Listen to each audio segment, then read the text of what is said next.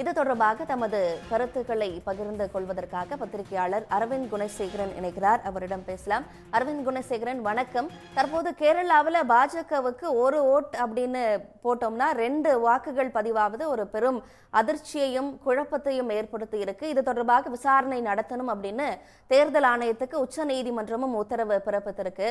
தமிழ்நாட்டில் நாளைக்கு தேர்தல் நடைபெற இருக்கிற சூழல்ல இந்த செய்தி என்ன தகவலை சொல்லுது? உங்களுடைய கருத்து என்ன? தற்போது பல மனுதாரர்கள் உச்சநீதிமன்றத்தில் மனுக்களை தாக்கல் செய்திருக்கிறார்கள். சில அரசியல் கட்சிகளும் தங்களுடைய மனுக்களை தாக்கல் செய்திருக்கிறார்கள். அவர்கள் தற்போது தேர்தல் என்பது இந்த இவிஎம், அதாவது மின்னணு வாக்குப்பதிவு இயந்திரங்களில் நம்பகத்தன்மை குறைந்து வருகிறது. எனவே இந்த நம்பகத்தன்மை உள்ளிட்ட பிரச்சனைகளை சரி செய்ய வேண்டும் உள்ளிட்ட கோரிக்கைகளை வலியுறுத்தி தான் உச்சநீதிமன்றத்தில் இந்த மனுக்களை தாக்கல் செய்திருக்கிறார்கள். இந்த மனுவானது உச்சநீதிமன்றம் கடந்த வாரம் விசாரித்திருந்தது. தற்போது இன்றைய தினமும் இந்த விசாரணை நடைபெற்று வருகிறது. இந்நிலையில்தான் கேரளா மாநிலத்தில் இந்த டெமோ எனப்படும், அதாவது கேரள மாநிலத்தில் வாக்குப்பதிவானது ஏப்ரல் 26ஆம் தேதி நடைபெற இருக்கிறது.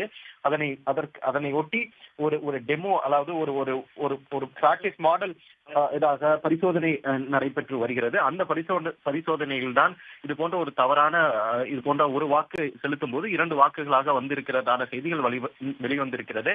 அதனை முன்வைத்துதான் இந்த வாதமானது உச்சநீதிமன்றத்தில் முன்வைக்கப்பட்டது. அதனைத் தொடர்ந்து உச்சநீதிமன்றம் தற்போது தேர்தல் ஆணைய அதிகாரிகளிடமே இந்த வாக்குப்பதிவு இயந்திரம், மின்னணு வாக்குப்பதிவு இயந்திரம் எவ்வாறு செயல்படுகிறது, அதற்கான அதோட வழிமுறைகள் நெறிமுறைகளை அனைத்தையும் உச்சநீதிமன்றம் தேர்தல் அதிகாரிகளிடமே நேரடியாக கேட்டு வருகிறார்கள். அந்த வழக்கு விசாரணையானது தொடர்ந்து தற்போது நடைபெற்று வருகிறது.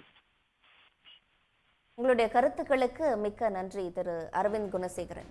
உடனுக்குடன் செய்திகளை தெரிந்து கொள்ள சன் நியூஸ் பெல் ஐகானை கிளிக் பண்ணுங்க.